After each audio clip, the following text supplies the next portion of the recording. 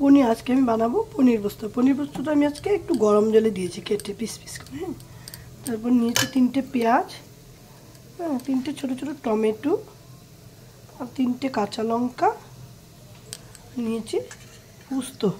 পোস্তগুলো ভিজিয়ে রেখেছি, 3 চামচ পোস্ত নিলাম। পোস্তগুলো একটু বেটে নেব। হ্যাঁ, লাগবে নুন আর হলুদ।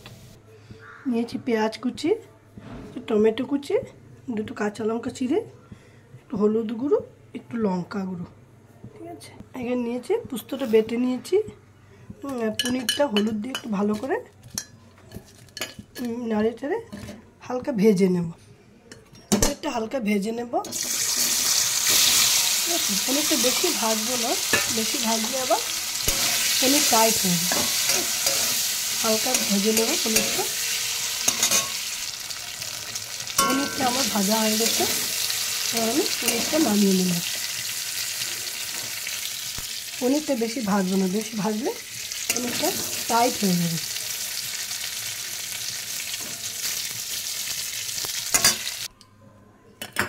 নিয়েছি 2-4টা কাজু কিশমিশ,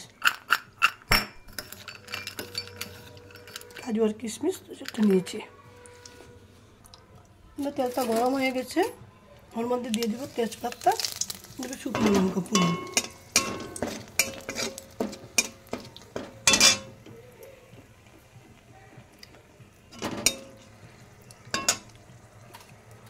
ওর মধ্যে দিয়ে দিব পেঁয়াজগুলো।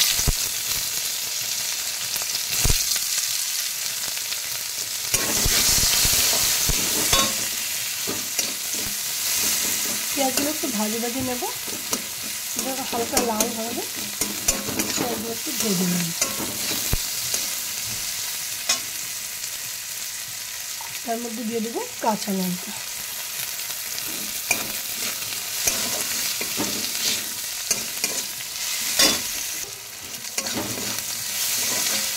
পেঁয়াজটা আদা ভাজা হয়ে গেল,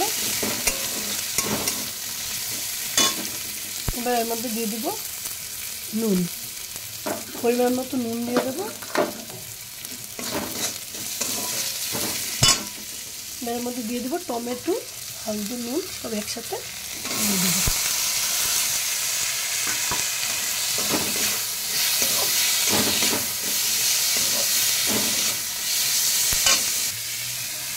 এর মধ্যে দিয়ে দেবো কাজু কিশমিশ।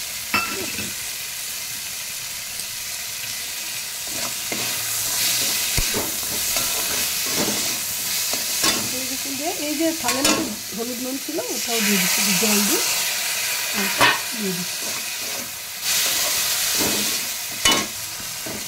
এটা হয়ে গেল, এবার আমি দিয়ে দেবো পোস্ত বাটাটা। পনির পোস্ত বানাতে বেশি সময় লাগে না।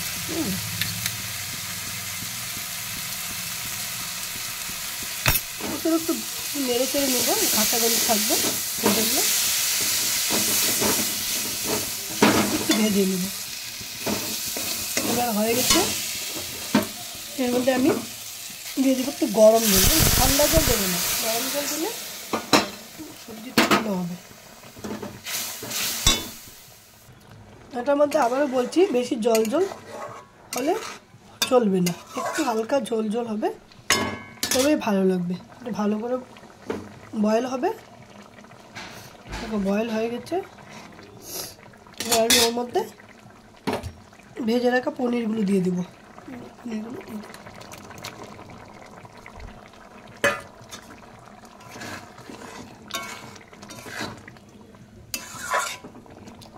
15 মিনিট হতে দেব। পনির সবজি হয়ে গেছে আমার। এই দেখো আমার পনিরের রেসিপি হয়ে গেল। তোমরা চাইলে ওর মধ্যে একটু ধনিয়া পাতা দিতে পারো, ইচ্ছা তোমাদের, কিন্তু ধনিয়া পাতাটা দিলে দেখতে ভালো লাগে। ঠিক আছে, এই যে দেখো আমার পনিরের রেসিপি হয়ে গেল। কীরকম লাগছে তোমরা ঘরে রান্না করবে, করে আমাকে বলবে।